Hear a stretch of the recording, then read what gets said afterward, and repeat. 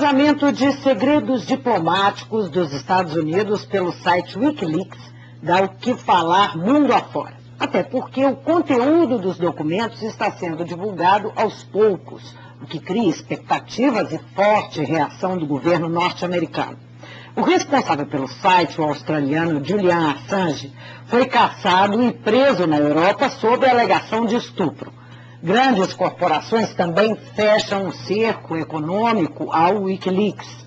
Até agora, a informação que mais chamou a atenção aqui foi a que cita, entre os locais estratégicos para os Estados Unidos, minas brasileiras de nióbio e manganês. Conversa comigo o especialista em inteligência Vladimir Brito, que é membro do Centro de Estudos Estratégicos e de Inteligência Governamental da UFMG. Bem-vindo. Muito obrigado. Vladimir, qual que é o significado político e diplomático desse vazamento? Eu diria que um significado político no sentido mais da sociedade perceber o ambiente em que ocorrem as negociações internacionais. Como é feita a atuação do Estado, a lógica, né, neste caso do governo americano, de coleta de informação. Porque há muito dentro dos estados se sabe que existe intriga, né, que se utiliza aparatos de inteligência para você coletar essa informação e para ela estar a serviço dos governos, né, dos respectivos países. A vantagem dessa discussão é que ela traz isso à tona para a sociedade e talvez permita uma compreensão maior desse ambiente. Já é uma coisa assim, porque uma das questões que surgiram do início do vazamento é que os Estados Unidos estavam realmente fazendo uso das embaixadas para espionar os seus vizinhos e os outros países do mundo. Não é? Isso, em tese, não é lícito do ponto de vista diplomático, não é? Mas é um fato. E isso foi clareado? Seria por aí?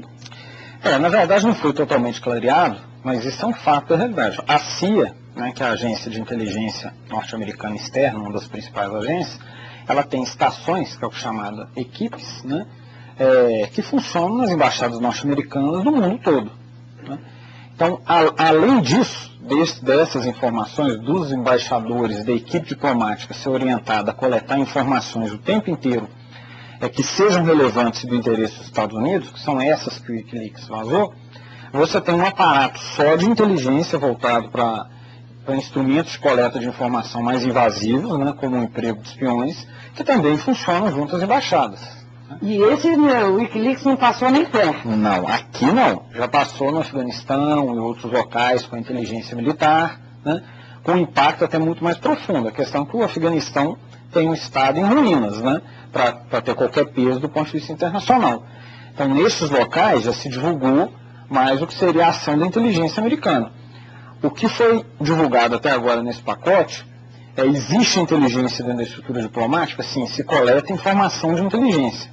Mas do ponto de vista dessa informação ser invasiva, como é mais característico de uma parte das informações que as agências de inteligência utilizam, ainda é muito pouco invasivo, são impressões. Mas no caso, por exemplo, daquele telegrama, naquele documento em que são citados pontos onde há interesse estratégico dos Estados Unidos, como jazidas, que eu citei logo na abertura do programa, cabos de telecomunicação e tal, essas são informações que pode-se dizer que são informações estratégicas, não? Sem dúvida. Que buscou-se essa informação. Há inclusive no texto um alerta para que não procure as autoridades locais para perguntar sobre isso, né? Não é isso? Não constava do texto original isso? Eu não me recordo desse trecho particular. Eu vi isso em reportagens e tal, um alerta que, olha, não procura, não vai buscar falando por quê? Na verdade é o seguinte, óbvio que tem informações ali coletadas que são de interesse estratégico do Estado norte-americano. Por exemplo, foi dada muita ênfase ao processo de compra do caça brasileiro, né, que vai substituir os Mirage que estão ultrapassados, das relações com o Ministério da Defesa. Essa lista de locais sensíveis. Só que essas informações ainda são informações para a própria lista de locais sensíveis. Se você tiver uma análise da economia americana, você consegue mapear de onde sai cada recurso mineral e infraestrutura com fontes abertas. Você consegue fazer isso com informações da economia norte-americana. Obviamente que o trabalho dessas embaixadas facilita esse processo, e essa informação é sensível. E o próprio interesse dos Estados Unidos dela já demonstra uma agenda norte-americana de interesse no mundo. E isso também é sensível. Mas o que eu digo é que essas informações coletadas até agora, em relação ao que são informações que podem vir a vazar, o que poderiam causar um impacto muito grande nas relações internacionais, o que a gente viu ainda é uma pequena casca, é o glacê do bolo. Diz que vem muita coisa por aí, né? Como é que isso afeta o Brasil? Eu diria que nos afeta quanto à possibilidade de tirarmos lições enquanto país, né? Do ponto de vista negativo, obviamente que a diplomacia tem uma faceta dela, que eu acho que vale a sociedade conhecer, né? Mas tem uma parte da diplomacia que, se não for secreta, você dificulta muito alguns acordos. Imagine dois países em guerra, as primeiras reuniões, as primeiras impressões de um setor e do outro. Imagina se tudo aquilo for publicizado. Você nunca vai conseguir maturar uma determinada situação para você fazer um acordo, seja comercial, militar, de pacificação, assim por diante. Então, uma parte da diplomacia ela tem que ter essa esfera mesmo. Por outro lado, existe uma hipocrisia dentro das relações internacionais, e que é interessante que a sociedade conheça. O que é interessante para o Brasil, além dessa dimensão, é percebermos as nossas fragilidades, né, enquanto nação. Fragilidades no tocante à segurança da informação. E essa segurança tem dois aspectos. Um é do próprio Wikileaks, ou do quanto a internet fragiliza essa segurança informacional, te permite fazer com que as mais distintas informações sejam vazadas. Então, isso é um problema de quem produz a informação. Sem dúvida, e de quem tem um grande volume. Governo americano, né? Sem dúvida. Não, comparar o governo americano conosco, né, é uma dimensão completamente diferente. O outro lado que eu chamaria a atenção é de como atores, não só como os Estados Unidos, mas as principais potências do planeta, atuam historicamente obtendo informações dos outros países, das outras nações. O sistema de inteligência norte-americano hoje, que é o maior e talvez um dos mais sofisticados do mundo, é um expoente disso, mas você tem países como China, Rússia, a própria França, Inglaterra, que sistematicamente constrói a sua diplomacia com base com informações de inteligência, e uma parte dessas informações de inteligência invasivas, ou seja, interceptação de correio eletrônico, coleta de imagens, uso de espiões. Isso vale para os governos e para as empresas também. Sem dúvida. Sem dúvida. Agora, o Brasil tem estratégias nesse sentido, tem estrutura para enfim, ter inteligência externa no mundo, porque o Brasil ganhou um protagonismo, não é? Um certo protagonismo nos últimos anos. Está com uma agenda externa bastante diferente da que tinha. Fez alguma coisa nesse sentido? Embora exista uma capacitação profissional de diversos setores, o nosso modelo de inteligência é um modelo de inteligência oriundo da Guerra Fria. Então, na verdade, é a inteligência interna, centralmente a inteligência interna que o Brasil fazia. O Itamaraty, muita gente não sabe, já teve sua agência de inteligência externa, de espionagem, mas ele, na verdade, acompanhava, que era o CIEX, ele acompanhava os inimigos políticos do regime fora do país, né? Onde é que estava o Jango, onde é que estava o Brizola, o que eles estavam fazendo. Então, nós não temos... Isso não existe mais nem resquício, assim. A questão da ditadura se eliminou. A ABIN tem a função constitucional de centralizar a inteligência interna e externa. Agora, na prática, a estrutura herdada da ABIN é praticamente toda interna. Hoje começa um movimento de maior presença externa, mas é muito limitado em relação ao protagonismo do país, né? Quer dizer, a ABIN, que sucedeu o SNI, tem uma agenda interna e não produz nada externamente. Mas internamente, o que hoje a ABIN produz? Eu diria que a ABIN produz informações relevantes para a segurança nacional. né, que dizem respeito, por exemplo, à ameaça de fronteiras, algumas situações de crime organizado, faz análise estratégica. A questão é que existe várias agências que às vezes se sobrepõem do ponto de vista interno. Por exemplo, você tem a inteligência da Polícia Federal que trabalha com o combate ao crime organizado. Qual a necessidade de você ter uma agência de inteligência governamental que identifique uma organização criminosa, a acompanhe e depois repasse o mesmo serviço que a Polícia Federal ou a Polícia Civil já teria que fazer? Né? E assim você tem inteligência dos ministérios públicos, das polícias militares, das forças armadas que por vezes se veem impelidas a também estar acompanhando o crime organizado. Então nós somos um país que a gente tem condição de ter 8, 10 instituições para poder combater o crime organizado internamente. E você não tem nenhuma portada para lidar com inteligência externa ou com contra-inteligência, com combate à espionagem dentro do país. Mas isso é uma questão de mentalidade? É uma escolha, uma decisão política de ser desse jeito? Eu acho que é uma junção de dois elementos. Uma herança da Guerra Fria. Você tem diversos setores que aprenderam a trabalhar de um modo, o mundo foi construído dessa forma, e essas pessoas acreditam no seu país, na defesa da pátria, são engajadas, mas o mundo delas foi construído dentro daquele modelo e não se rompeu. Por outro lado, os outros setores da sociedade, né, os políticos, os acadêmicos, tomadores de decisão dentro do Estado, não se impregnaram para valer do que essa opção de inteligência. É aquela coisa de vocês continuam aí, eu não dou aporte nem infraestrutura, né, então também não sei como usa. E continuam aí dentro. Então, assim, a junção desses dois atores, o externo não quer se imiscuir e o interno acha que tem o conjunto das respostas necessárias, vão gerando um ciclo cruel, porque você nunca consegue quebrar o paradigma e mudar. Isso não tem a ver com um tabu em torno da ABIN, do antigo SNI? Sem dúvida. Um temor sem dúvida. Daquele órgão, né, que funcionou como um órgão repressivo para, né, caçar os inimigos do regime?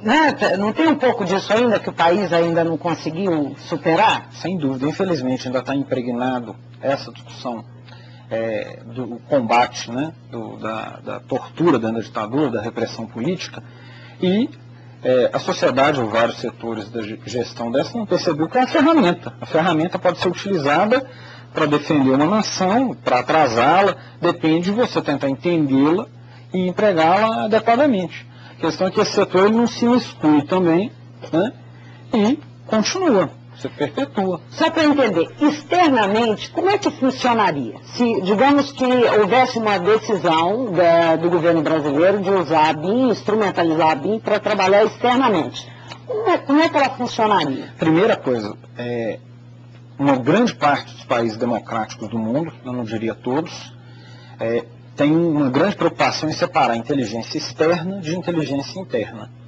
Porque a lógica de funcionamento é completamente diferente. Que lógica é essa? A lógica da inteligência externa, a relação entre países é anárquica. Você não tem um superestado que consegue ter o monopólio da violência ou da produção de leis em nível internacional. Por mais que você tenha potências como os Estados Unidos, que de vez em quando age como polícia do mundo, ou a Rússia e China na esfera de influência deles, você não tem um grande Estado que ministre justiça global para todo mundo.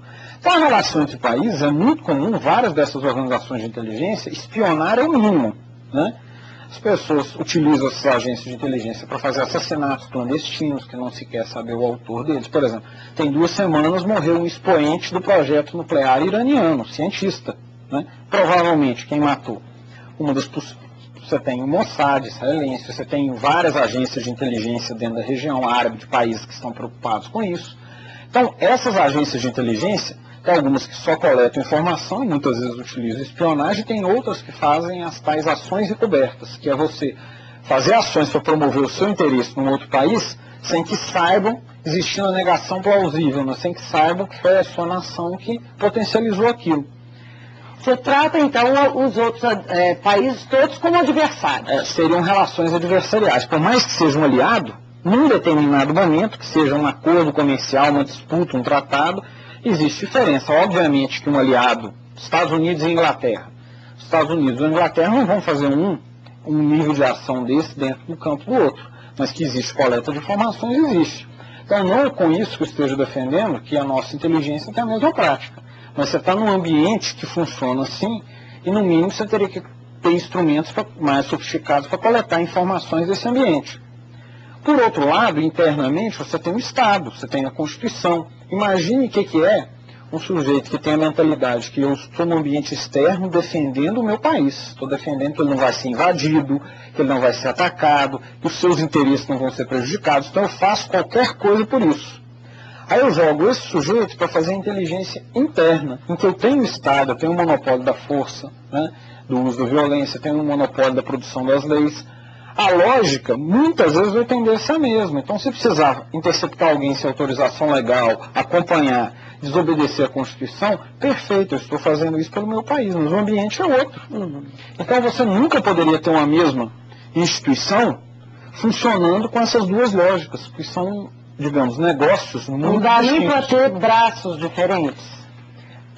A KGB tinha braços diferentes dentro da União Soviética. Os americanos, por exemplo, desde que criaram a CIA, pessoal, desde a lei de 1947 que criou a CIA, eles falaram, não dá para a CIA pegar a inteligência interna, senão nós vamos ter uma Gestapo dentro do país daqui a pouco.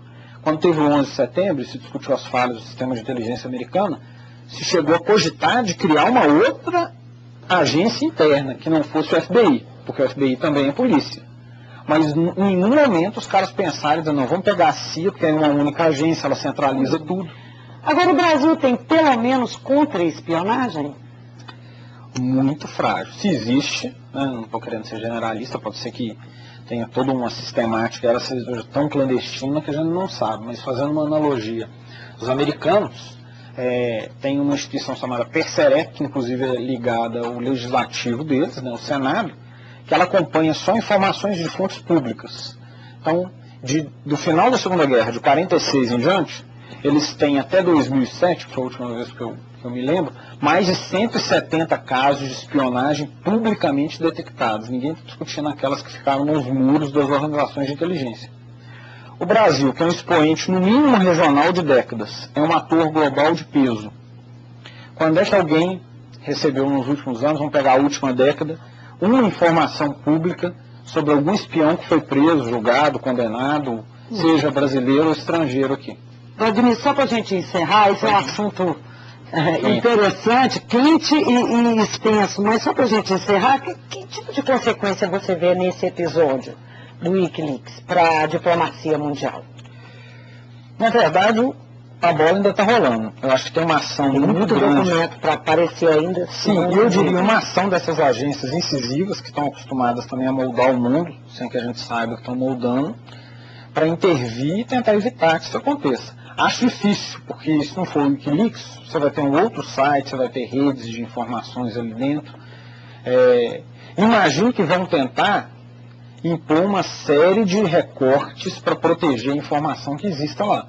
Por quê? Porque o Estado não tem como abrir mão, dentro desse país, desse aparato de inteligência. Ele não tem como funcionar dentro do jeito que ele está ordenado hoje, sem coletar informação, obter inteligência, seja de fontes públicas ou utilizando espionagem. Então eu imagino que vai aumentar as medidas de segurança da informação. E, à medida que algumas dessas vão vazando, de acordo com o grau de profundidade, podem ir gerando mais do que embaraços, né? Por exemplo, se a gente tivesse informação de que tinha uma rede de espiões aqui repassando informações de dentro do processo decisório brasileiro, a relação com os Estados Unidos é evidente, ou com qualquer outra potência que fizesse isso, evidentemente ia ter que ser revista. Então eu imagino que seja por aí. Ok. O presidente hoje defendeu o Julian Assange lá pela liberdade de expressão.